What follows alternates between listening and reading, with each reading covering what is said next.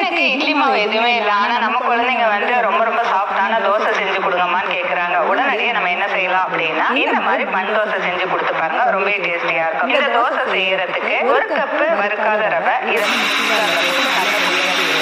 அது கூட 1 உருளைக்கிழங்கு தோல் சீவிட்டு கழுவிட்டு அது கூட நல்லா நைஸா மாவை அரைச்சு எடுத்துக்கலாங்க. இந்த அரைச்ச மாவை ஒரு பவுல்ல சேர்த்துட்டு இது கூட வெங்காயம், பச்சை மிளகாய், கருவேப்பிலை, கொத்தமல்லி, தக்காளி, இது விதையெல்லாம் நீக்கிட்டு கட் பண்ணிருக்கோம், இதையும் சேர்த்துக்கலாம். துருவி வச்சிருக்கிற கேரட்டையும் சேர்த்துக்கலாம். இதெல்லாம் சேர்த்துட்டு தேவையான அளவு உப்பு சேர்த்துட்டு சிறிதளவு சோடா உப்பு சேர்த்து 5 நிமிஷம் நம்ம ஊற வச்சுட்டு அதுக்கப்புறமா நம்ம தோசை செய்யணும். இந்த 5 நிமிஷம் கேப்ல நமக்கு வந்து இது உடனடியே ஒரு சட்னி பண்ணுங்க. அதுக்காக நம்ம மிக்ஸி ஜார்ல ஒரு பெரிய வெங்காயம், 2 தக்காளி, 4-5 வரமிளகா, ஒரு 5-6 பல் பூண்டு, சிறிதளவு உப்பு சேர்த்து அப்படியே பச்சையா நம்ம அரைச்சு இந்த சட்னிக்கு ஒரு தாளிப்பு கொடுக்கறதுக்காக தாளிப்பு கரண்டி அடுப்புல வச்சுட்டு 1 டீஸ்பூன் ஆயில் சேர்த்துட்டு கடுகு, கடலைப்பருப்பு, உளுத்தம் பருப்பு சேர்த்துட்டு கடுகு பொரிஞ்சதுக்கு அப்புறம்